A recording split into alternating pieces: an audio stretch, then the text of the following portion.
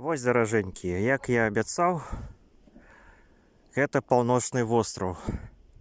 Ужо адсюль адразу відно, што гэты востраў будзе такім буйнейшым за паўднёвы.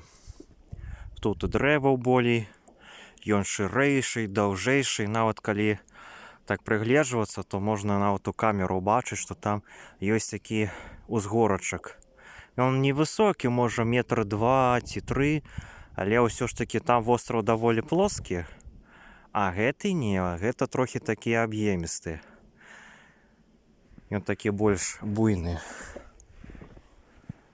Такі востраў.